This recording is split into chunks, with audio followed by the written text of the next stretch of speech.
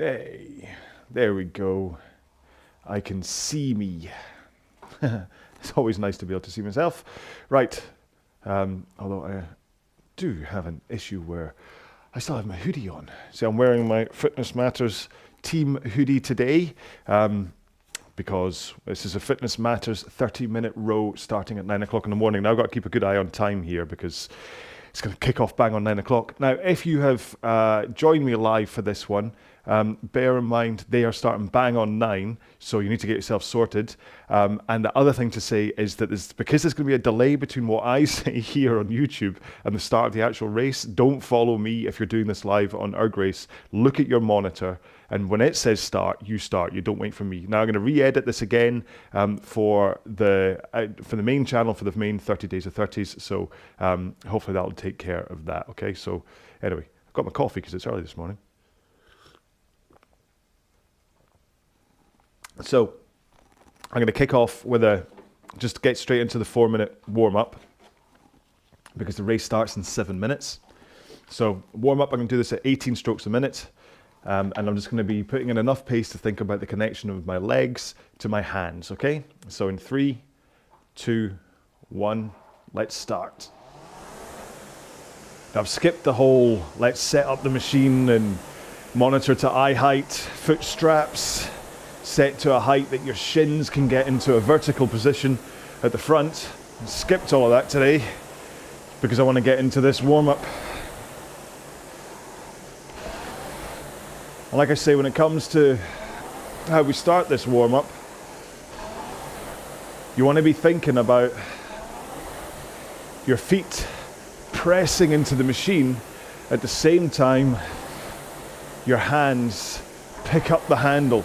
And what I mean by pick up the handle is when the handle connects to the flywheel on the Concept 2. If you're rowing on a water rower, or if you're rowing on just a standard resistance machine, obviously you're not going to be using a flywheel. But the same thing is evident, that you have to push your feet into the machine at exactly the same time your hands connect to whatever the power generation is. And once you've got a good sense of that connection, you can start to increase your pace. I'm up at like 22 strokes a minute. There's something about when I make these live videos that I suddenly lose all ability to stick to form. Anyway, get your pace up to around about 2:05. Oh, sorry. God, I should start again. 2K plus 20, I mean. I might have to record a separate warm-up at the end of this. Edit it on. I'll probably do that anyway, to be honest. Right. Where are we? So 4.5 minutes to go. Let's put one foot on the floor and row with just one leg strapped in. Point here is to just think about your balance. It's quite easy to wobble to one side, but also it helps you with the compression to the front if you're feeling a bit stiff. But of course you don't want to over compress. Let's swap feet. It's quite easy because you've only got one leg strapped in to go flying straight right into the front and over compress, over stretch, tweak your back.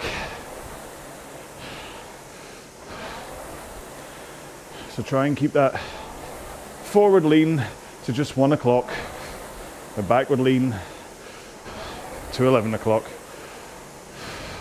Okay, both feet in, legs straight, row with your back and arms. Oh, I've just spotted think there's 5 people watching right now. Oh, someone said something. Grace! Hey! See a wee smile on my face, knowing that you're here. Oh, you're not here? Oh. Well, you were watching. That's all that matters. Idiot. Anyway, right. Roll to the front of the machine. Straight arms, forward lean, and just press out with your legs. Point here is to really hold this forward lean. Don't do what I just did and dip. Hold the forward lean in the straight arms as you press out. Okay, because you want a good, that kind of, see there, you still want to be in that forward lean. And it's only when your legs start to fade that you finally swing over your back and pull in your arms. Right, that's my warm-up done. There's still 2 minutes to go until the start of today's race on ErgRace. So drink, continue to warm up, do whatever you need to do. I'm going to try and take off my hoodie without it making too much noise across the microphone. Sorry if it does. Hello. Hello there. Oh no, it came off. Hang on. And you got a flash in my stomach. Oh, this is why I record as live, not actually live. Right. Of course, the best hydration in the world is coffee. And my special Tim Hortons Glasgow cup. There's something about Tim Hortons coffee in the UK that is awful. I love the Canadian version. When I'm in Canada and I have, can you let me in on the race? It's not me. So it was just BeFit asking if I can let him. It's not me, I'm afraid. It's Sam from Fitness Matters is controlling ErgRace. So hopefully he'll see you popping up. I don't know whether he'll be dealing with other folks at the same time. If he doesn't let you in, then I'll be quite annoyed. Oh, is that your actual? Oh, cool. So that's your, right. Okay, cool. I sent, by the way, for anyone that's waiting for one of these wristbands, including you, Michael, I finally sent them yesterday, so they should arrive soon. Just seeing your name there, that's what kind of triggered it in my head. Right, apparently it's 30 seconds to go until we start the race, but nothing else is flashing up on screen right now, so let's see what happens. Maybe it then goes into the start at that point.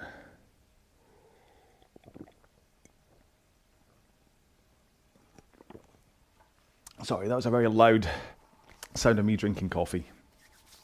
Okay, so the race is meant to start in about 10 seconds time. I assume that's when we go through the race protocol. Hopefully, Michael's been let in. Hopefully Sam's clicking away like mad, letting all the people in. I don't know how many people are on here, so if I go to... Right, my next race is at... This might completely fall on its head if nothing pops up. You can see, you should be able to see my screen, my hastily erected screen on camera anyway. So you'll see exactly what I'm seeing on my monitor. So I don't know whether there's, yeah, I'm connected, I'm entered, but nothing particularly is happening. It could well be that Sam is just busily entering in all the people for the race. It could be that there's a technical issue. I should really have a separate monitor. I've got so much technology going on right now. I've got my laptop running the streaming thing. I've got obviously that monitor up there. I've got 2 cameras feeding. So I've got a live one and I've got the one that I used to record for the channel later. And if I also had the Zoom chat running with Sam, that'd just be too much. So, oh, we're losing viewers. No wonder. This is so continue. Our entries are now closed. Right. I really hope, Michael, you're in. I'd be very disappointed if you weren't, if he didn't see you and got you in after the fact that I've been pushing, or he's been kind of the two of us together. Okay, I am Erg number 3. Everyone look on your monitors, see what's going on. Remember, I'm going to try and row this at 24 strokes a minute, 2K plus 12. I've kind of hurt my back, so I don't know how well I'll get on with this, but let's see. But yeah, so if you're doing this on ErgRace, keep an eye on your screen. You'll see everything coming up. And then follow what is on screen. Do not follow me on screen because I think there's like a good 2-3 second delay at least, so it might be even more than that. So yeah, okay, right. Okay, okay, so that's everyone. Is anyone else here? Doesn't look as though you're in, Michael. Oh no. Well, that's disappointing. I wonder what happened. I'll check with Sam afterwards just to see. So, all right, okay, stop. Sit ready. So you might as well start with me, Michael, if you're doing this on YouTube rather than on ErgRace. All right, so we're waiting for flywheels to stop. Lanes 4 and 6 are still rowing. Bad people. Not bad people, probably nice people. The big stop signs over it, so I don't know what their name is.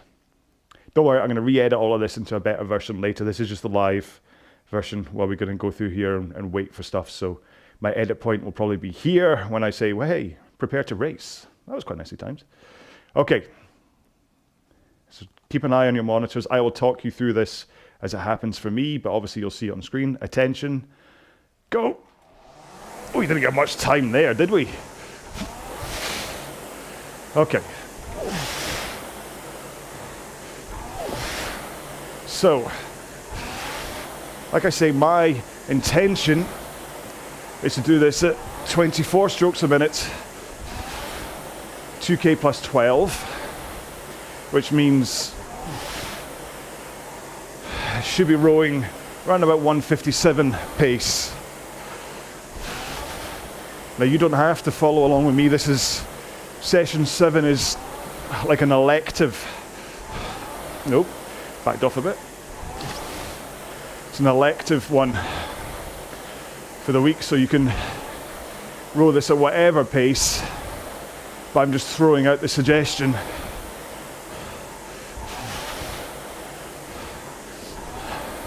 Sorry, I'm just pausing because I'm kind of all over the place, pace-wise. Just try to get a hang of it.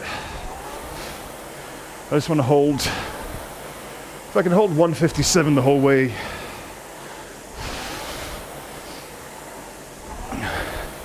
I'll be happy.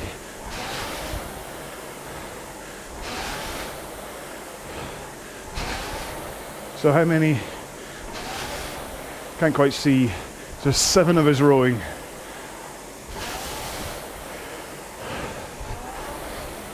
Right now, Sam is in the lead. Mark Evans in second. I'm in third place. Slightly ahead of James Munday. I'm hoping that as being one of the 10K sessions was 2 times 20 minutes at this pace and stroke rate, that half an hour in a single sausage isn't a bad idea.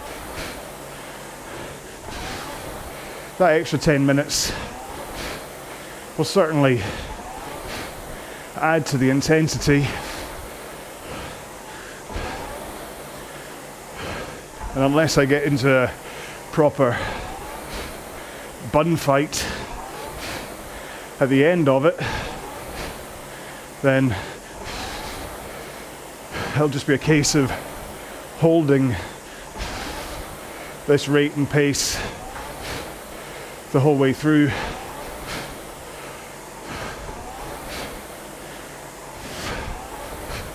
So now that we're coming up for 3.5 minutes into this, and hopefully you're warmed up, any niggles that your body may have will either have eased up or really revealed themselves as proper injuries that mean you either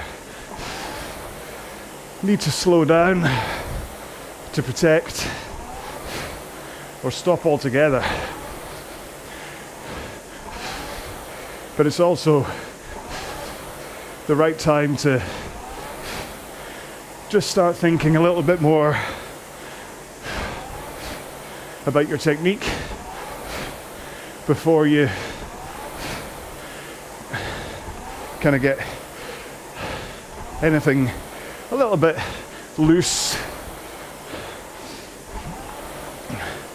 into the habit for the next half hour. Oh well, 25 minutes at least. So, I have been trying to break up various aspects of technique over the past 6 days to try and let you understand my thought processes behind why a good technique is there, or why I talk about it all the time. And it really comes down to efficiency and injury prevention. So, injury prevention should, I'm hoping, make enough sense that you want to make sure to not get injured while rowing, but also that you don't find an accumulation of rowing just causes strains and aches once you've cooled down. You can take care of that partly through a good stretching routine, but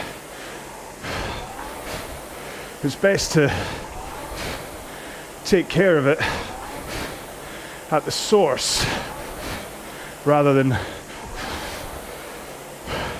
trying to fix it afterwards. But efficiency is kind of, if you can think about it from an efficiency point of view, it will help you get fitter and faster, and then just as a byproduct, because you're rowing with a good technique, the whole injury prevention thing will come into play anyway.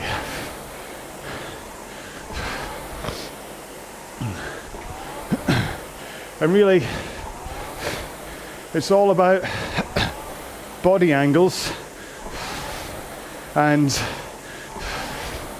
how you put the power into the machine.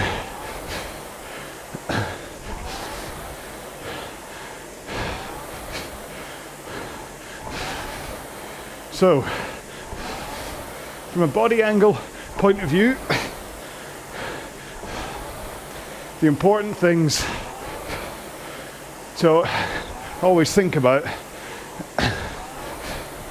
is that you're only ever really going from a 1 o'clock on the clock face lean forwards to a 11 o'clock lean backwards.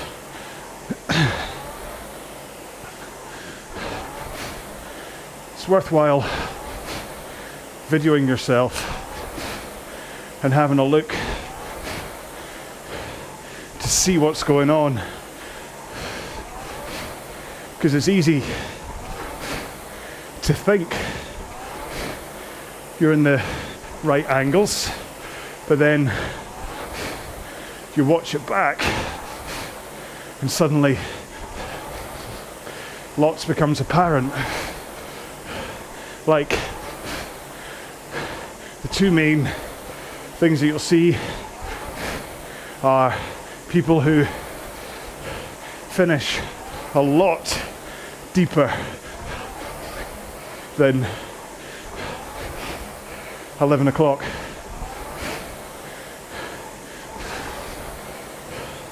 Or, I mean, an over lean at the front can happen from tired people who just go, oh, like that. But that's not what I mean. An over tilt at the front is normally an issue with like an extra lean. That's my issue, where I come forwards and then as I get to the front I kind of dip, and that ruins my stroke.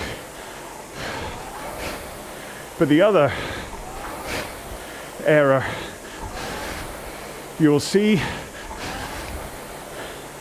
is people who come forwards with the greatest of intentions, but then just as they start to drive their legs into the machine, they'll swing back too soon, ruining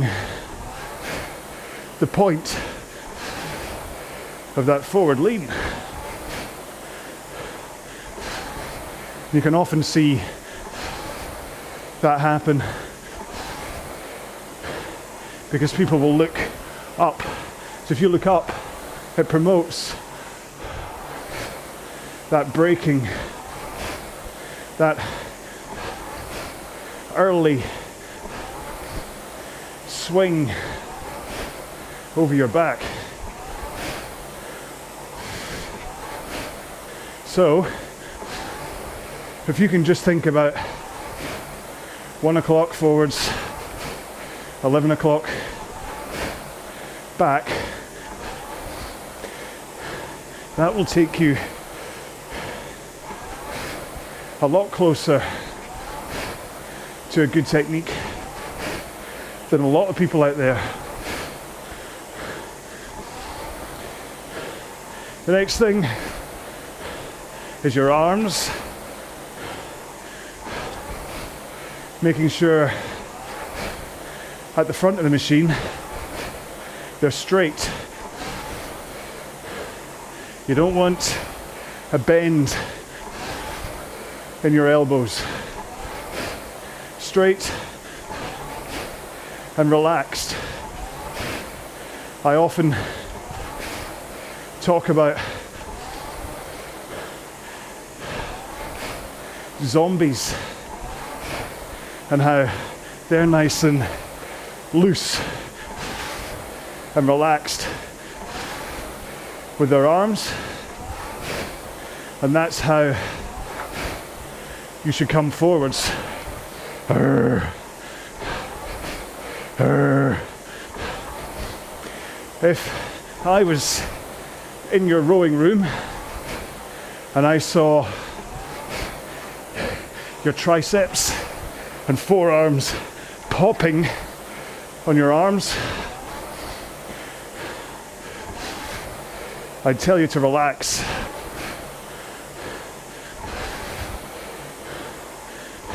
Because that's a good sign that you're coming forwards rigid. You want nice, loose shoulders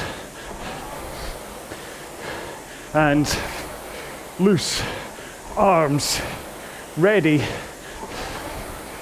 to brace against the handle as you push with your feet. So you're not pulling on the handle as you go through the stroke. You hang, you brace at the front of the stroke. It's only at the back of the stroke that you finally pull with your arms.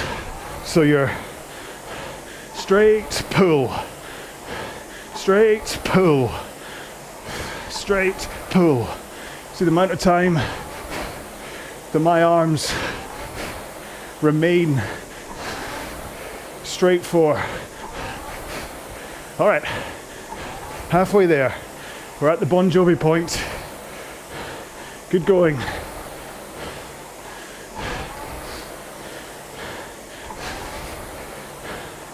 But it's still important that you think about that pull.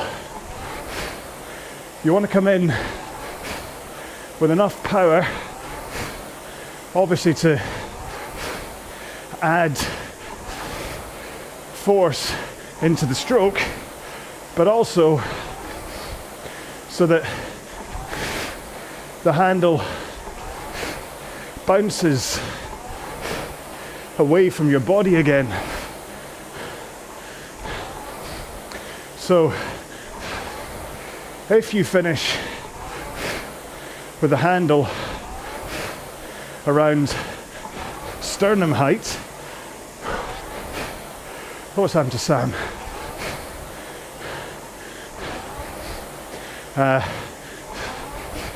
you finish sternum height, elbows through your sides, wrists flat, then that creates a springiness to your arms that sends them forwards only like a couple of inches, but it's enough, that springiness, to initiate the return of your arms. So all you need to do is continue that momentum of the forward movement. And then as your arms come out, get them into that nice straight zombie position, nice and loose and relaxed.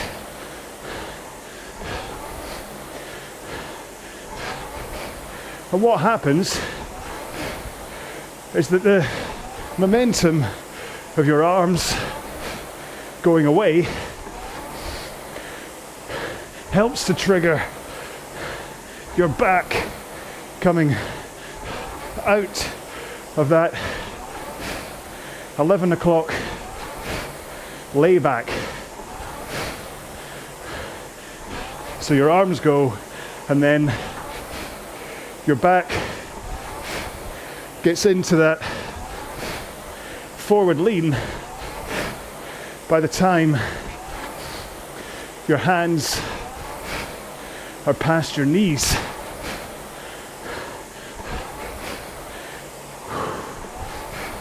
And that is the trick for making sure you don't overlean at the front. Once your arms are straight and you have that forward lean, you don't move your back anymore. You just stay in that angle And that return really is all about efficiency. Your arms naturally bounce forwards in the same rhythm you pull them in at, which then triggers that forward lean, and then as your body weight is now going forwards, all you have to do is bend your knees and you will return to the front of the machine with hardly any energy expenditure from other muscles. And that's where the efficiency thing comes in. You want to make sure you're never wasting energy in the stroke or losing energy. So the power generation comes not from your arms pulling the handle, but from your legs pushing the machine away from you. And if you think about it in those terms, pushing the machine away rather than pushing yourself backwards, then it's easier to get the right sensation of getting the power from your legs through your body, through your arms, and into the handle.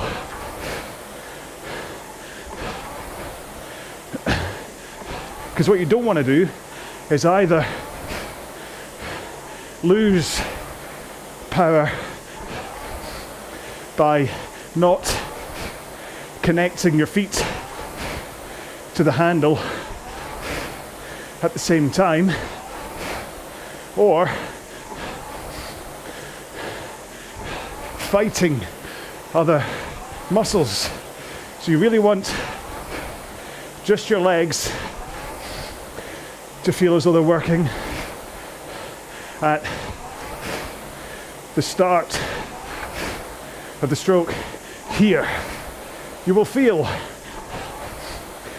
tension as you brace your arms against the handle, but you shouldn't feel the need to fight it with your arms. If you do, if the stroke is so heavy that you have to grab to get it moving, then chances are your drag factor or resistance is set too high. I say or resistance for those not on a concept 2. I'm not saying that drag factor is the same as resistance. So arms straight and push with the feet, with the legs. And that forward lean that I'm so chatty about is how the power gets up and into your arms without your back fighting it either. So a good posture and a forward lean with a braced core. And then straight arms as you push the machine away from you. And the power should surge into the machine. You really should hear it accelerate, rip through the air. 5 minutes to go. 120 strokes for me.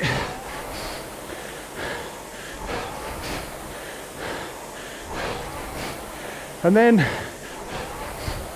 once your leg drive is about halfway done, that's when you finally swing over your back, tilting, hinging over your hips from a forward lean to backward lean. And that tilt, swing, rock of your back adds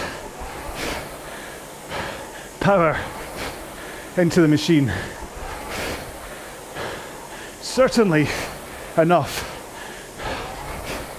that you don't want to lose by swinging your back before you drive with your legs. And then right as you start that backswing, that's when you finally pull the handle in to run about sternum height. And again, that sternum height, you will see other rowers finishing in different places, often very high. Whoops. And apart from the fact you could let go of the handle, like I just did, it also puts all of your arm force into your biceps and forearms rather than your lats taking the fair share of the force.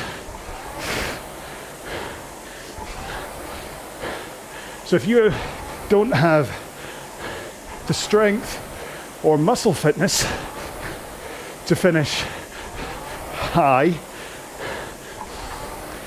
you're headed towards a torn bicep, tennis elbow, and possibly just a slower stroke. Similar, but often common in water rowers, is finishing with the elbows out instead of through,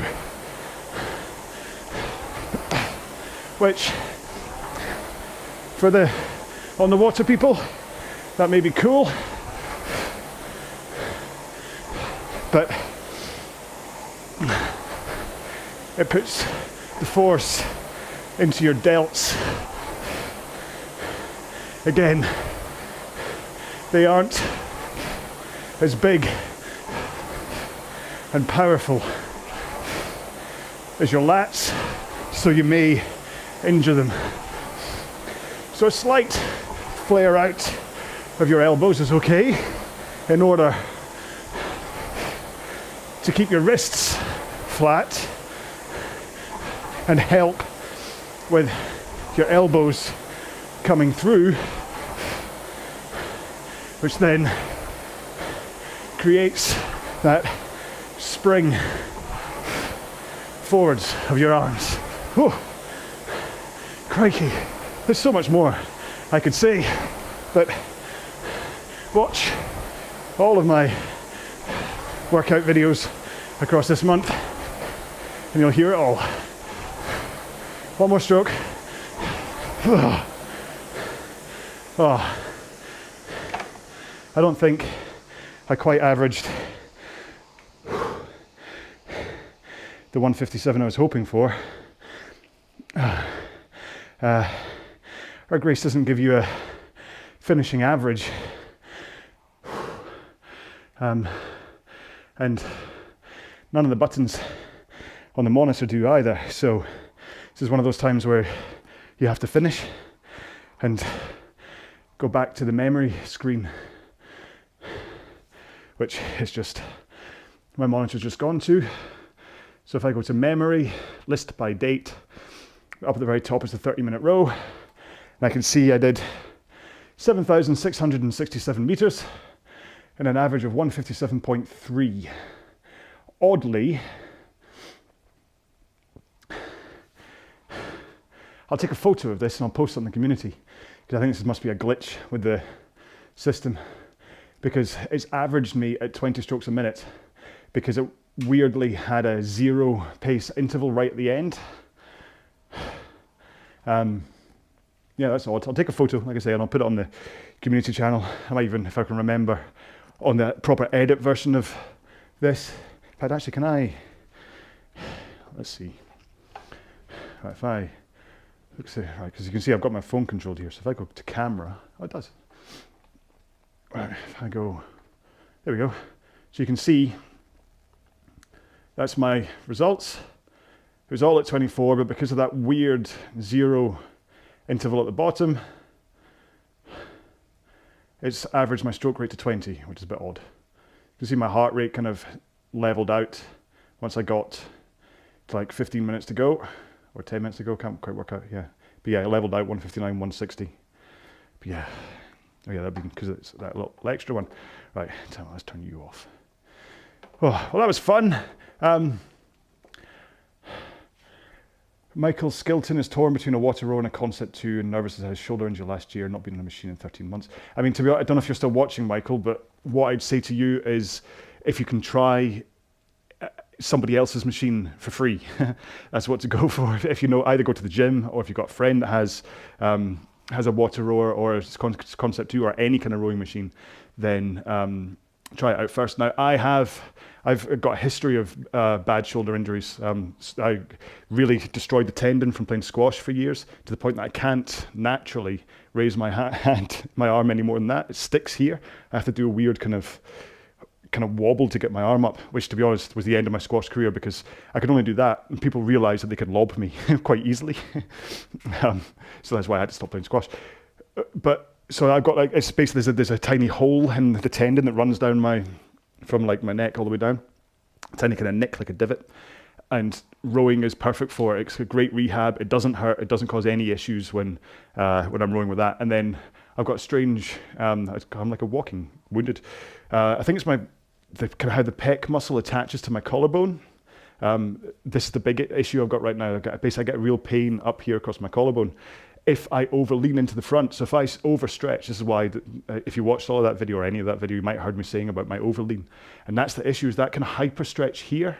As I kind of go forwards, it hyperstretches, obviously, how the pec muscle attaches, and then it hurts. So weirdly, it's like every time that hurts, it helps me. It helps me with my techniques. I'm obviously overleaning. So, but anyway, you don't need to care about that. But what I'm saying is try one out if you can. And then when it comes to water rower and Concept 2, to be honest, it's a big argument. The water rower certainly looks cooler. If you have one of them sitting in your front room and people come round for a dinner party, they'll go, "Oh yes, I really like your water rower. That's lovely. Yes, super. Yes, glass of wine." Whereas the Concept 2 sitting in your front room, they kind of go, "Whoa, are you some kind of a gym nut?" So that's the difference between the two in terms of aesthetics. However, I'd always say Concept 2 because you get... Oh, did you not get in, Michael? All right, I'll check with Sam what happened. So yeah, what was I saying? Yeah, the world that opens up by being on a Concept 2, in terms of being able to race like this, or whatever, is huge. I know there's apps like Exa that are allowing you to connect your water rower to it, but it's not going to be anywhere near as this huge community that you get from Concept 2 rowers. So if you thrive on this kind of thing, then that's what I'd say is go for the Concept 2 so that you can get involved in that community. Also, the workout, I believe the workout you get, as in, not I believe, as in I've heard, but as in seriously, the workout you get from Concept 2, from a training point of view, is better than a water rower, if only for the fact that when you do low stroke rate stuff in order to try and build your fitness up, which is, if you know anything about heart rate training and whatever, you do kind of like low effort and high effort as a way to kind of keep your body moving. The low effort, low heart rate stuff builds up your mitochondria and gets you fit. The top effort stuff is what gets you fast. On a water rower, because of how the water wheel stuff works, when you do the low rate stuff, it's actually exponentially harder than it should be because you're moving the water. Whereas on a Concept 2, when you go down the low rate stuff, because of how the drag factor thing works, it's the right amount of effort you have to put in to keep your heart rate down. So from a training effect point of view, Concept 2 is much better if you're following that kind of an idea. And what it then means is the water rower, if you're doing low stroke rate stuff, is going to put a lot more strain on your upper body because you're having to fight against all that water. So there's a chance you're going to re-injure your shoulder if you don't have a good technique. If, again, you were watching today's video, you'll have seen that I was spent the whole time just talking about technique, because it's so important from an injury point of view, that if you have quite a Yankee, if you're constantly fighting on it, if you start the front and your elbows are already bent, then that's going to hurt your shoulders. That's going to cause injuries and things. Whereas if you can row with a good technique, you're letting your body flow through it. I talk about how it's like Tai Chi, how everything flows through the strokes. That's the point. So that's what I'm saying. Okay, I went on a bit. And we haven't even done a cool down. And I'm just sitting here freezing cold now because I'm too busy answering your question. So my just to cap off on that, my suggestion is try and have a row on someone else's machine just to be sure. And then if I was to suggest what to get, I'd say Concept 2, okay? Nothing else, you can find them for... In fact, let's get into a cool down and I'll just talk about this. So run about 2-minute cool down, okay? Just pick a pace that you can slide down into neutral at. Ooh. In fact, actually, tell you what, scratch, take two. You're maybe rowing, it's fine. But I'm going to do this again, ready for me editing it later, okay? So let's get into a cool down. We're going to do 2 minutes at run about 18 strokes a minute and pick a pace that will let you kind of slide into an easier finish, okay? So you can let your body literally cool down if you're not already freezing cold after the amount of time I just took to speak. In 3, 2, 1, go. Good, right. C2 it is. The thing is you'll find Concept 2's nice and cheap, or at least you'll find them run about, if you're lucky, £500-600.